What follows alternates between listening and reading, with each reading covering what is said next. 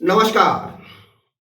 स्वागत है आप सबका राजनीति के इस अखाड़े में। मेरा नाम है अजय सेतिया। मित्रों, 8 महीने बाद लोकसभा चुनाव है और यह चुनाव गांधी परिवार के लिए जीवन मरण का सवाल है।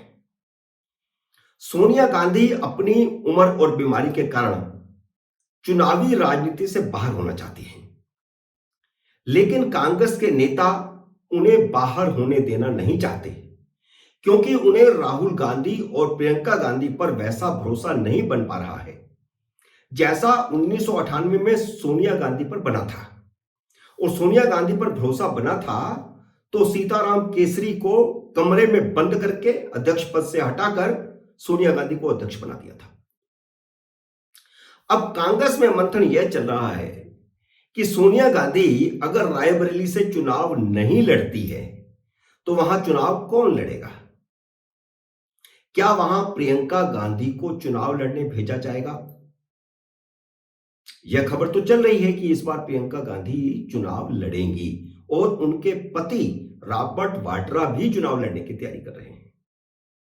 लेकिन अगर प्रियंका वाड्रा रायबरेली से चुनाव लड़ती है तो फिर अमेठी से चुनाव कौन लड़ेगा? स्मृति ईरानी से पिछली बार चुनाव हारने के बाद राहुल गांधी दोबारा अमेठी नहीं जाना चाहते, वह वायनाड से ही चुनाव लड़ना चाहते हैं। इसलिए जब प्रदेश कांग्रेस के अध्यक्ष अजय राय ने यह बयान दिया कि राहुल गांधी अमेठी से ही चुनाव लड़ेंगे, तो अगले ही दिन उन्हें अपना बयान वापस लेना पड़ा। बयान बदलकर उन्होंने कहा कि अमेठी के कार्यकर्ता चाहते हैं कि राहुल गांधी वहां से चुनाव लड़ें। अजय राय के बयान वापस लेने से साफ हो जाता है कि उन्हें कहा गया है कि वह गांधी परिवार के बारे में कुछ भी बयानबाजी ना करें। वह उत्तर प्रदेश के अध्यक्ष बनाए गए हैं। गांधी परिवार को छोड़कर, गांधी परिवार की सीटों को छोड़कर वे कुछ भी बयानबाजी करते रहे। उन्हें गांधी परिवार के किसी सदस्य के बारे में या उनकी लोकसभा सीटों के बारे में, उनके चुनाव लड़ने के बारे में, ना लड़ने के बारे में कोई बयान नहीं देना है, क्योंकि परिवार में मंथन यह चल रहा है कि राहुल गांधी वायनाड में ही चुनाव लड़ते हैं और उत्तर प्रदेश की किसी सीट पर चुनाव नहीं लड़ते हैं तो कांग्रेस की साख का क्या होगा?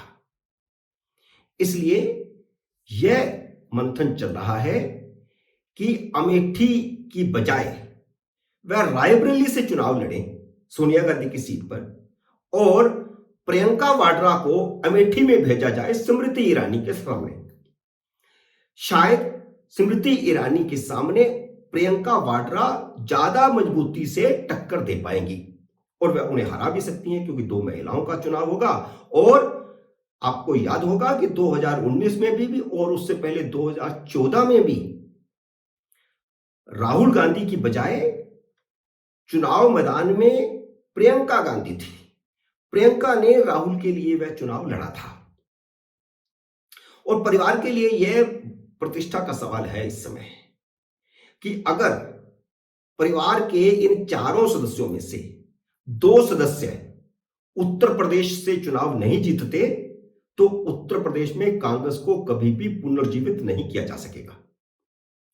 प्रियंका गांधी के समर्थक आचार्य प्रमोद ने तो यहां तक कह दिया है कि प्रियंका वाड्रा को मोदी के सामने वाराणसी से चुनाव लड़ाया जाए। अगर ऐसा हो जाता है तो देश में चुनाव मोदी बनाम प्रियंका हो जाएंगे। कांग्रेस के भीतर ही असल में कुछ लोग राहुल की काट में प्रियंका वाड्रा को लाना चाहते हैं। आचार्य प्रमोद उनमें से एक हैं। अब जैसे ही आचार्य प्रमोद का यह बयान आया, कांग्रेस छोड़कर उद्धव ठाकरे की शिवसेना में गई प्रियंका चतुर्वेदी ने तुरंत बयान दे दिया कि प्रियंका वाड्रा अगर वाराणसी से चुनाव लड़ी तो मोदी चुनाव हार जाएंगे। असल में ये सब लोग नेताओं को चने के झाड़ पर चढ़ाने वाले हैं। कोई सोच सकता है, हास्यास्पद सी बात है कि वाराणसी में गांधी परिवार क्यों जाएगा मोदी के सामने? क्यों अपनी साख को बट्टा लगाएगा? पहले क्या अमेठी में हारने के बाद राहुल गांधी की साख को बट्टा नहीं लगा? तो इस तरह के लोग इस तरह की बयानबाजी करते हैं। परिवार के तीनों सदस्य जमीनी हकीकत को जानते हैं। वे जानते हैं कि समाजवादी पार्टी के समर्थन के बिना वे रायबरेली और अमेठी भी नहीं जीत सकते। वाराणसी के बारे में तो सोचना छोड़िए।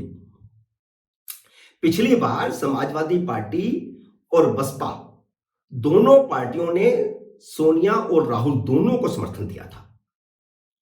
ना बसपा लड़ी ना सपा लड़ी और बिना मांगा इन दोनों को समर्थन दिया। इसके बावजूद राहुल गांधी चुनाव हार गए। सोनिया गांधी की जीत का मार्जिन भी आधा रह गया था।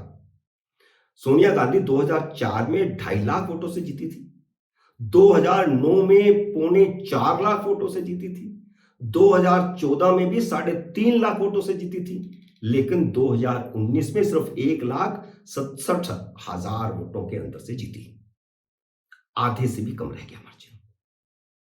इसलिए उत्तर प्रदेश से गांधी परिवार की 2 सीटें बचाने के लिए समाजवादी पार्टी से गठबंधन करना कांग्रेस की मजबूरी बन गया है, क्योंकि लगातार 2 चुनाव हारने के बाद यह चुनाव गांधी परिवार के लिए जीवन मरण का सवाल है।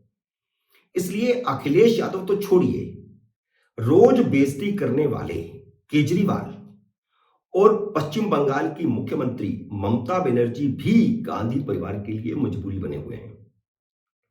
वह लालू यादव भी गांधी परिवार के लिए मजबूरी बन गए हैं, जिनकी लोकसभा सदस्यता बचाने वाले अध्यादेश के प्रारूप को राहुल गांधी ने प्रेस कॉन्फ्रेंस में फाड़ दिया था। जैसे दिल्ली और पंजाब प्रदेश कांग्रेस के नेता गांधी परिवार को केजरीवाल के खिलाफ सावधान कर रहे हैं, वैसे ही पश्चिम बंगाल प्रदेश कांग्रेस के अध्यक्ष अधीर रंजन चौधरी ने भी ममता बनर्जी के खिलाफ मोर्चा खोला हुआ है और वह कांग्रेस को सावधान कर रहे हैं, लेकिन कांग्रेस उनकी बात नहीं सुन रही।